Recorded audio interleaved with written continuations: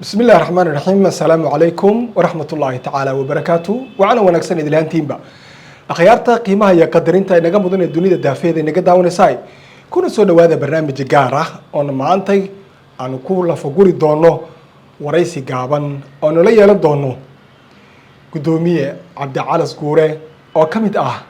ودقدقاقها جالية gobolka Western Cape oo in badan waraysi dhinacyo badan taaban doono aanu maanta kala yeelan doono marka hore gudoomiye Cabdicalas soo dhawow. bismillaahir rahmaanir rahiim waa maasantahay maxamed axmed siyaad geelle waa dhawaha walaalkay adiga iyo bahada saxaafadda aad iyo aad aan idin salaamaya waa maasantahay walaalkay qaaliga Cabdicalas guure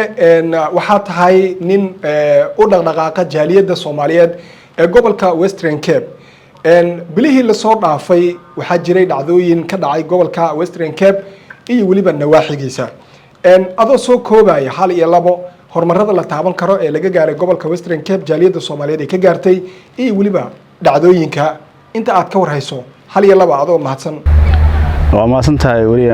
maxamed axmed siyaad geelle kaga mahad celinaynaa mar labaad mar saddexaad jaaliyadda Soomaaliyeed ee ku nool dalkan South Africa gaar ahaan gobolka Western Cape magaalo xeebeedka Cape Town in muddo ah dhibaatooyin guud oo jiray way jiraan laakiin labadii isbuuc ugu dambeysay waxaad u maleysaa xaaladdu inay degan tahay walow bishii January iyo bilowgii bishaanba ay dilal iyo ka dhaceen muwaadiniin Soomaaliyeed lagu dilay sidii caadi ahayd 2025 ka horeysanay waxay ahayd bilihii hadda markii la soo dhaafo bilihii ugu daraayo kale lagu jiray laakiin waxaad u maleysaa 10 maalmood ugu dambeeyay Ilaahay dib nooma keenay dib saaido ma jirin waxyaabo yaryar oo iska dhacda waa jiraan laakiin waxaad u maleysaa inay maalmihii la soo dhaafay ka duwan tahay sidii hore taasna waxaan isleeyahay waxa sababay dadaal iyo isku xirnaan iyo community-ga iyo booliska oo aan wax badan iskala shaqeynay inay Ilaahay fadligiisa ay wax badan noo qabsoomeen marka sidaas ay wax u dhaceen Mr. Geelle marka isbuucda la soo dhaafay ma sha Allah guud ahaan jaaliyadda Soomaaliyeed ee gobolka Western Cape waxay u ahayd maalmo horumar iyo farxad leh waata Cabdicalas aad baad u mahadsantahay sida qiimaha badan aad noogu soo koobtay qodobadaasi labada dhinac taabanayay waxa jira gudoomiye in ay jaaliyadda Soomaaliyeed ee gobolka Western Cape ay ayaamahan ay martigelinayeen safiirka Soomaaliya u fadhiya dalka Koonfur Afrika walow la sheegay in ay xoogaa caqabadaha ay jireen bal hal iyo labo waa maasantahay wariye maxamed axmed siyaad geelle sida la socotaba Cape Town isbuucda la soo dhaafay waxaa ka jiray shirar heer caalami ah oo ugu weynaa shirkii Indaba oo ahaa wadamada African Cement Diamond-kii iyo macdantii laga hadlayay marka waxaa ka soo qayb galay wasiirka macdanta petroolka dowladda Federaalka Soomaaliya mudane Daahir Shire sidaas oo kale waxaa ku soo biiray oo wasiirka imaatinkiisii ka bacdi soo gaaray gobolka Western Cape safiirkuna wuxuu alaaba magaaladan soo gaaraa markii ay ama shirar heer caalami ah ama ay yimaadaan laakiin badanaa safiirku magaaladan ma degana socodkiisuna uu gaaban yahay xiriirkiisuna uu gaaban yahay laakiin isbuucda la soo dhaafay magaalada uu ku sugnaay walow jaaliyadda Soomaaliyeed iyo safiirkaba iyo dhammaan community-guba aysan marnaba cilaaqaad iyo wada shaqeyn toos aysan jirin markii laga reebo in howlwadeenada kale oo safaaraddu wixii looga baahdo sidii markii mid dhaco warqadaas dadka lagu aaso Soomaalida waxaan ahayn oo hadda jaaliyadda iyo asiga ka dhaxeeya ma jiraan iyo markii baasaboorka la xareynayo howlwadeenada safaaraddu yimaadaan waata Cabdicalas adoo aad maasan hadii aan ka dhex galo cilaaqaadka gobolka Western Cape jaaliyadda ku dhaqan ay la leedahay safaaradda Soomaaliya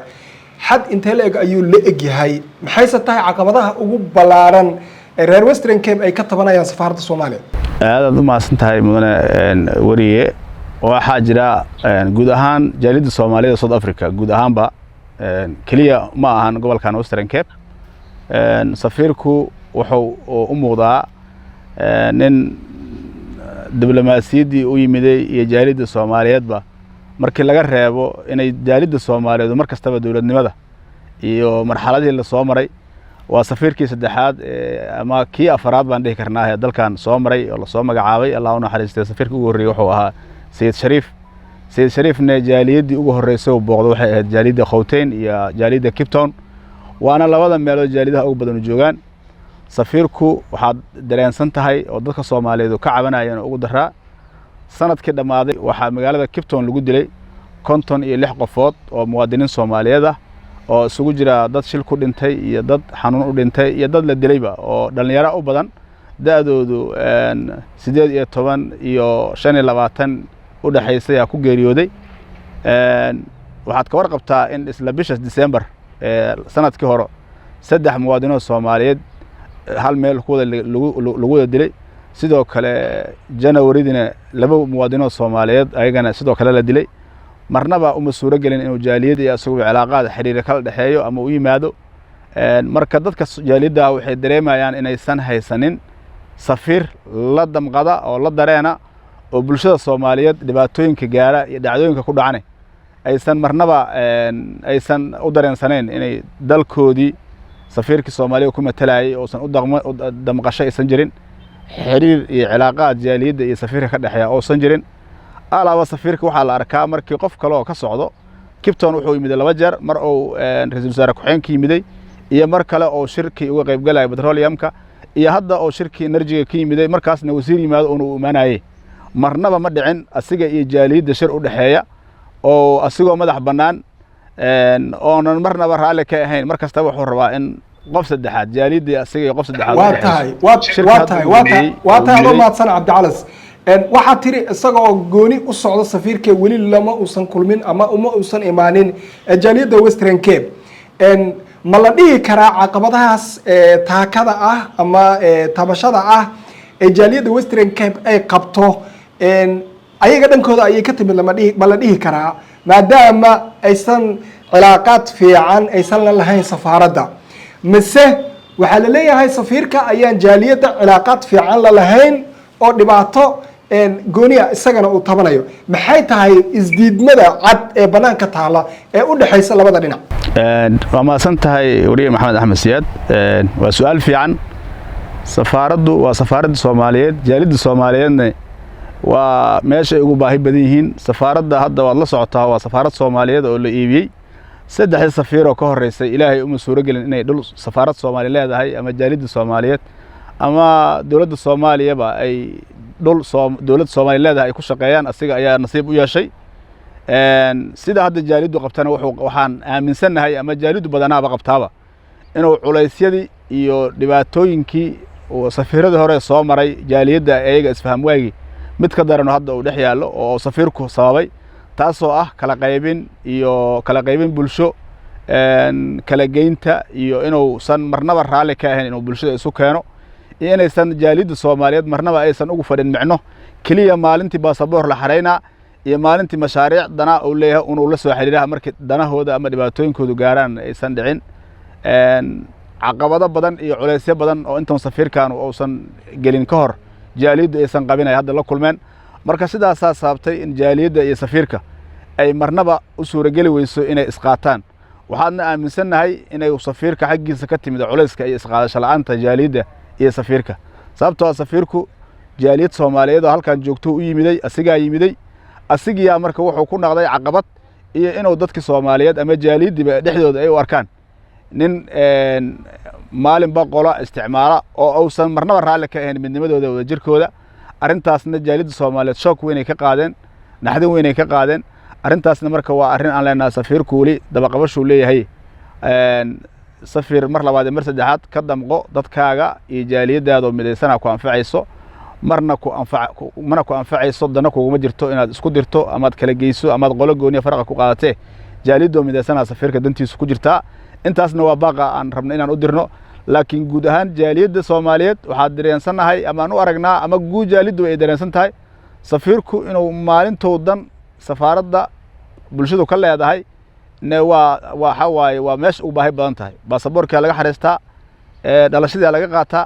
intaas oo dhan marka waxa sababay inuu safiirku uusan marnaba cilaaqaadka jaaliyadii asoo ay wanaagsaneen waa tahay Cabdicalas Guure aad baad u mahadsan tahay su'aasha aan ku weydiinayaa waxay tahay waxaad sheegtay in uu safiirka Soomaaliya u fadhiyo dalkaasi Koonfur Afrika uu jaaliyada Western Cape uu caqabad ku yahay bal Cabdi hal iyo laba caddayn cad oo la taaban karo haddii aad hayso hal iyo laba ka dha iyagana. runtii safiirku waa safiirkeennii laakiin marnaba jaaliyadda Soomaaliyeed ma ka filanaynin mana qaadan karto meeshaan waxaa ku nool jaaliyad Soomaaliyeed oo balaaran waxaa isugu jira dad danyar ah waxaa isugu jira dad xanuunsan waxaa isugu jira dad caruur waxaa isugu dad aan noloshoodu aysan ku filnayn mararka qaar xaaladahoodu liitaan sidoo kale waxaa dadku ka cabanayaan oo cabashada ugu weyn ah in qiimaha baasaboorku uu ka duwan yahay gobolada kale marka totally laga reebo sagaalka gobol ee South Africa way ka duwan tahay jaaliyadda Western Cape cabashada ay ka qabto safiirka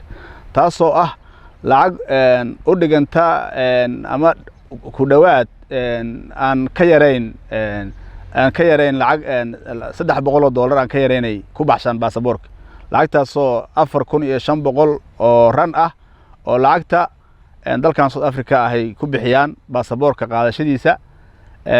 gobolada kale way ka duwan tahay waan dareemi kartaa culayska jaaliyaddu ay ka qabaan ama doodaha safiirka ay in badan kala yeesheen marnaba uusan dhag jalaq u siinin dadkan waxay u baahan yihiin dukumentigi safiirkuna wuxuu ka dhigay qiimo aan caadi ahayn oo dadku aysan qaadan karin sidoo kale waxaa kamid ah waraaqaha la yiraahdo go home-ka oo dadka xanuunsan ama dadka juqurada ah ama dadka waddanka nolosha uga dhacay ee jaaliyad ahaan anagu aan diyaarino inaan tikidkooda aruurino dirno waxaa laga qaadaa qiimo aan suuragal ahayn oo dadku aysan ka bixi karin waxaan u sheegnay kala hadalna safiirka inaysan suuragal ahayn waa tahay waxaad tiri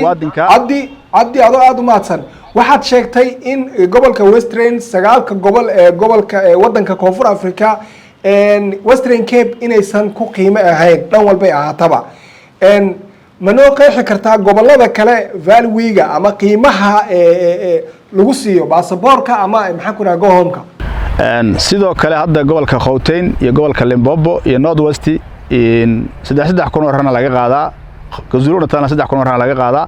BE 3,200 laga qaadaa ilaa 3,500 qiimo ah marka waa dareemi kartaa 4,500 iyo 3,000 inay kala duwan tahay qiimaha Mozambique ay safaaraddu u safarto kama qaado lacagta ay Cape Town ka qaado suuragalna ma Mozambique diyaarad u raacan Mozambique kama qaadaan Angola kama qaadaan qiimaha ay Western Cape ka qaadaan maadaama anagu aan gudoomiyihii jaaliyadda ahay oo aan mas'uuliyadda toos noo taabanay dadkuna ay cabashadaas noo keenayaan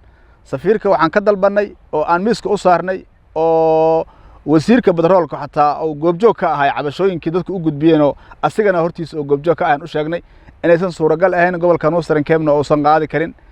cilaaqaadka iyo wadajirkuna ay sababtay inuu safiirku kaliya go'aan ka gaaro bulshada anaguna waxaan nahay hogaankii bulshada in badan u soo shaqeynayay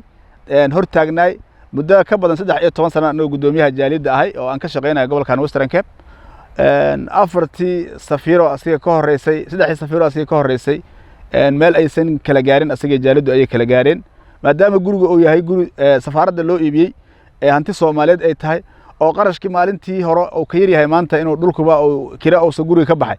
in waxa la maleysanayay wax dadka Soomaaliyeedna anfici kara waa ognahay rani costiga xafiiska waxa ku bixi kara iyo shaqada service-ka la qabana ku bixi karana inay dadku diyaar u yihiin inay bixiyaan laakiin aysan suurtagal ahayn sicir barra kulaba jibaarma intii marka hore laga qaajiray marka hore waxa laga qaajiray lacag 2,500 ilaa 2,000 oran maantana 4,500 ay mare macnaha bareeska baasaboorka arintaas ayaa keentay in jaaliyadda ay safiir kala go'aan jaaliyadda Soomaalida gobolka Western Cape aysan marnaba soo dhaweyn iyo la shaqeyn aysan diyaar u ahayn safiirka waana wax safiirka xaqiisa ka yimiday waxaan diyaar u nahay doo safiirku shaqooyinkii noocaas ah oo bedelo inuu safiirkeeni waaye aan garab istaagno lana shaqeyno waa marka intaas ayaa u badan dhibaatooyinka jira sidoo kale warqadaha go home-ka oo dadka juqurada ah ama dadka nolosha ka dhaca lagu dira